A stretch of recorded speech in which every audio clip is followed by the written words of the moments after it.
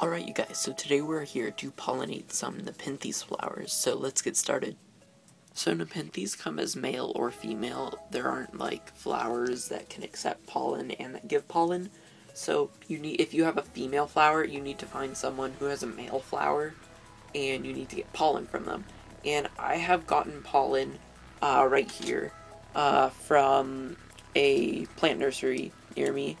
And I also have pollen, which I'm not going to pollinate with today, from a friend. So the flowers need to be open and producing nectar and scented before you can pollinate them.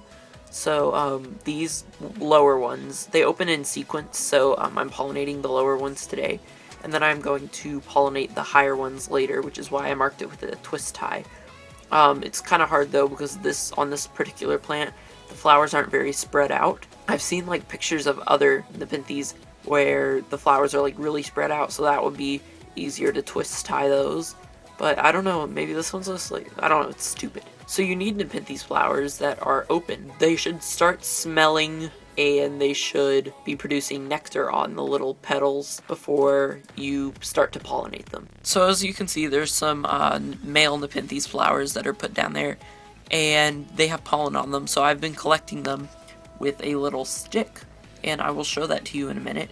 And what you do, you just dab the stick there on the flowers to get the pollen off, and then you touch the stick to the female Nepenthes flowers, and that will pollinate them. So this is the stick that I am using to pollinate.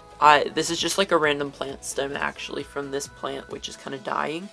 I don't even know what that plant is called, but yeah. So just going to stick this in here and dab it on the flowers down there. And then when you pull it out, there should be a bit of yellow on the end, so you can see right there. So you're going to take this and touch it to a Nepenthes flower. I'm just going to touch it to here. Let me turn this stick around. You want to hit it head on. So just going to go like that. It's kind of hard to do filming, so I'm just going to do one. But you go like that, and you get the pollen all over the little receptive area. I don't know what it's called. I think it's like a stigma or something. I don't know. But yeah, the little tip on the end is that you can see the lighter colored on that is what you want to put it on. So you can't put it on any other part of the flower. It has to be on the little tip there. So I twist tied these already to show where I'm going to pollinate. That way, since I'm pollinating with more than one Nepenthes pollen, I can tell which which seeds are going to be which when they turn into seeds.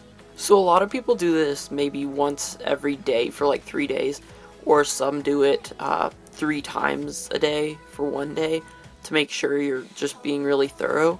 But I'm not going to do that. I'm just going to pollinate once, because it's taken like 30 minutes just to pollinate up to where the twist tie is, because it's such delicate work and it's really tedious. So I'm just going to do it once, and I will see how many seeds I get.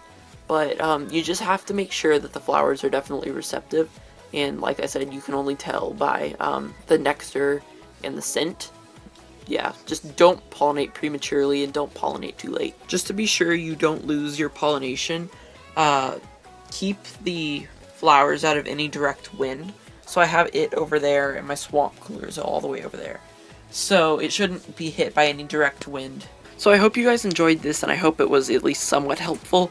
This is my first time doing the pollination thing too. So this is just from what I've learned and from my 15 or 20 minutes spent prior to this video. Okay, wait. Okay, I lied somewhere, because a few minutes ago I said it took me 30 minutes to... Okay, I'm pointing at my lies. Okay, wait, just stop. No, they're not lies. What it is I'm not keeping track of the time, but I probably have spent about 30 minutes, and, yeah. So it probably hasn't been about 30 minutes. So, yeah, so that's what I've learned from reading and 30 minutes or so of time pollinating. And I'll make another update video once... Okay, there's a storm. There's a storm. It's like really windy today. That's what the I will make another video when they start to produce seeds, and I will track the progress on that. And I will continue pollinating for a few more days with different kinds of pollen. But one more thing, you don't want to use different types of pollen on one little flower. I guess that's kind of obvious, but just in case it isn't obvious to some people, because then you won't know what seeds you're getting. So it just kind of creates these flowers that are, or plants that are out there that are like, bleh.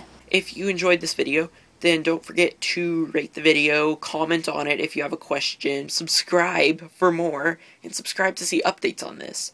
So I will see you guys later.